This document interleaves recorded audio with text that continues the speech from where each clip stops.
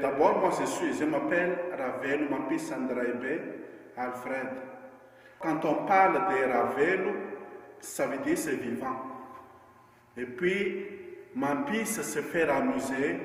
Et puis, Raibé, c'est mon grand-père. La signification, c'est au moment que je suis né, mon grand-papa est décédé.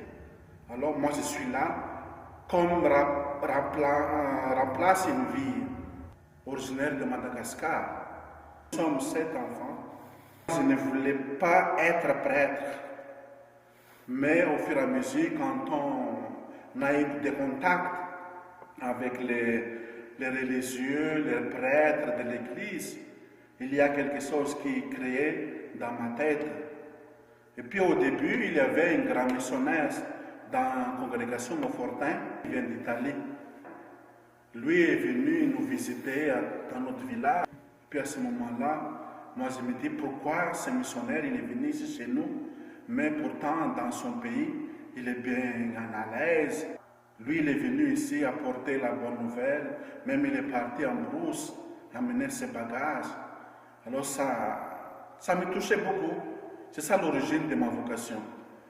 Et puis il y avait un missionnaire au Blas, il s'appelle Claudius, de Tamatave ou de Thomas. Lui, il a fait l'animation vocationnelle dans notre classe, dans notre collège. Et puis après les réunions de l'animation vocationnelle, il a distribué un bouquin là pour montrer, voilà, c'est quoi les oblats, c'est qui les oblats, c'est quoi leur mission. Et puis après, moi je me souviens très bien, c'était en 1997. Moi j'ai reçu mon bac, et puis moi je suis parti au pré-noviciat. Et puis après ça, après une année, moi je suis parti au noviciat. Et puis après le noviciat, on est parti au grand séminaire de Scholastica Fenaranzua. Puis moi j'ai prononcé mon VEPA temporel. C'était le 8 septembre 1999. Et puis on a continué la formation d'être oblat. On a fait 3 ans de philosophie. C'est toujours au FENASO, au grand séminaire. 3 ans, une année de stage, et puis 3 ans aussi pour la théologie. Après ça, moi je suis parti pour faire le stage de diaconat en brousse. C'était en mission encore. Puis après une année, moi je suis ordonné.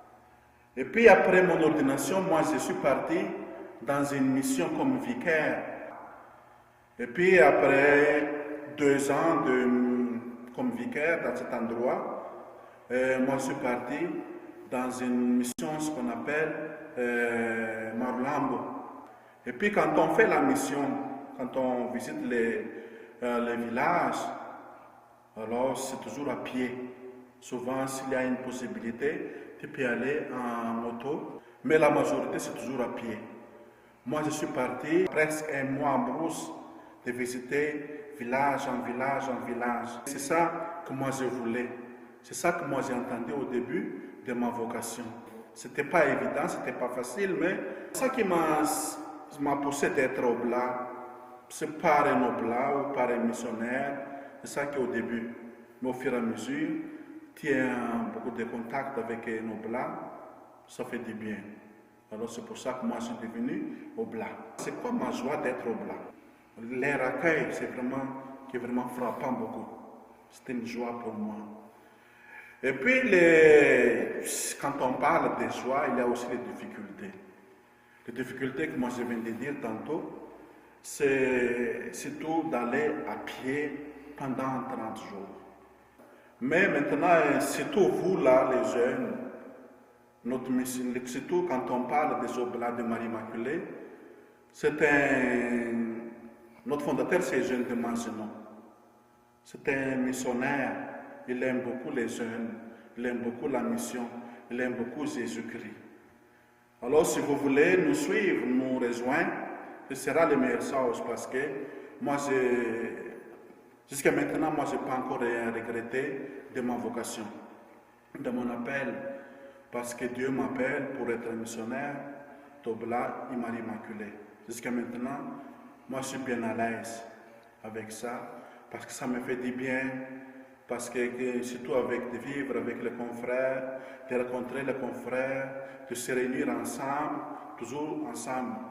Alors, c'est ça la vie communautaire. Pour nous, c'est ça aussi pour nous, d'être ensemble dans la communauté, dans une société oblate. Moi, je vous conseille aussi, surtout pour vous, les jeunes en formation, au début, les gens ils disent ah c'est pas facile, avec la formation trop dure, tout ça. Mais si tu aimes Jésus, si Dieu t'appelle, alors jusqu'au fond, alors il te garde. Quand je me dis, c'est une autre mission, une autre communauté, une autre valeur. Alors dès que je suis arrivé ici, moi je ne suis pas avec ma culture. Parce que souvent, quand on parle d'inculturation, les gens ils parlent, moi j'ai ma culture, puis moi je vais l'implanter. Non, c'est le contraire. Il y a une autre culture, toi tu devrais s'adapter avec la culture là où tu es maintenant. Tout au début, ce n'était pas évident pour moi parce que moi aussi, c'est pas surpris parce que les gens, quand je suis arrivé ici, ils prennent encore la distance parce qu'ils ne me connaissent pas encore.